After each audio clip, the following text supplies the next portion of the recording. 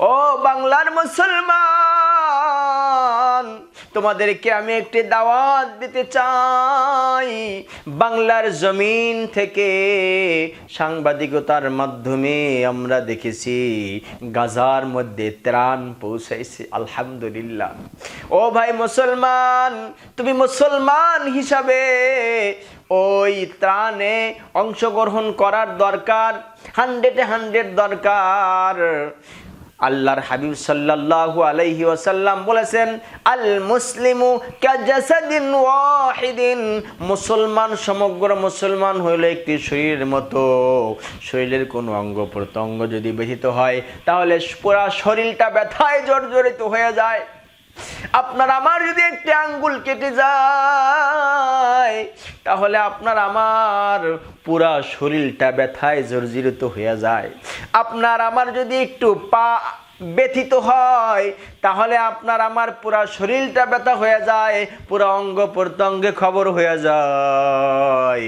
ও বাংলার মুসলমান, ফিলিস্তিনের মধ্যে গাজার মধ্যে যেরকম ভাবে ইহুদি নাসারা খ্রিস্টানেরা মুসলমানদেরকে ধ্বংস করতেছে, মুসলমানদের দেশে, ওইখানে তোমার আমার অংশগ্রহণ করা ইমানই দায়িত্ব ছিল। তুমি আমি অংশগ্রহণ করতে পারি না, এটা তোমার আমার জন্য একটি ব্যর্থতা। কিন্তু বাংলার জমিন থেকে গাজায় যেই ত্রাণগুলি পৌঁছাইতেছে, ওই ত্রাণের মধ্যে তোমার আমার অংশগ্রহণ করা কিন্তু ইমানি দায়িত্ব।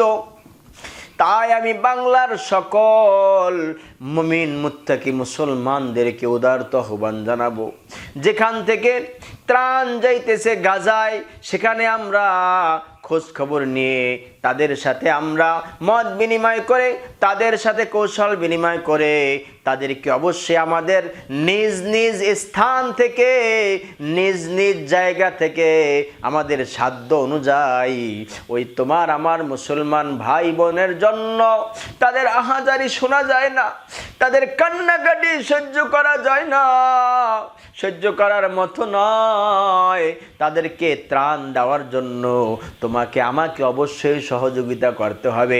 এটা তোমার আমার ইমানি দায়িত্ব। আল্লাহর হাবিব সাল্লাল্লাহু আলাইহি ওয়াসাল্লাম বলেছেন, হে মুসলমান, তোমরা নিজেরা খাও, আর একজন না খায়া থাকলে তোমরা তার খবর নাও।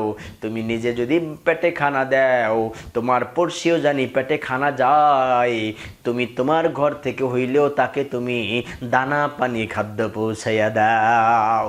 তাই আমি বলবো, যেখানে ত্রাণ যাইতেছে গাজায়, সেখানে গিয়ে আমরা না দিতে পারি, কিন্তু বাংলাদেশ থেকে যারা ত্রাণ দিতেছে, তারা গাজায় পৌঁছে দিতেছে, আমরা অবশ্যই তাদেরকে যা পারি আমাদের নিজ নিজ সাধ্য অনুযায়ী তাদেরকে আমরা দিব। বাংলার সমস্ত মুসলমানদেরকে, সমস্ত জনগণদেরকে আমি বলতে চাই, গাজার মধ্যে, ফিলিস্তিনের মধ্যে মাসকে মাস, বছর পর্যন্ত সে কত মানুষ না খেয়ে মারা যাইতেছে, মানুষের পেটের চামড়া পিঠের সাথে মিলে যাইতেছে। ও ভাই মুসলমান, কই তোদের ইমান? মুসলমানের জীবন নিয়ে হোলি খেলা খেলে কাফের বেঈমান। মুসলমানের রক্ত নিয়ে হোলি খেলে ওই কাফের বেঈমান।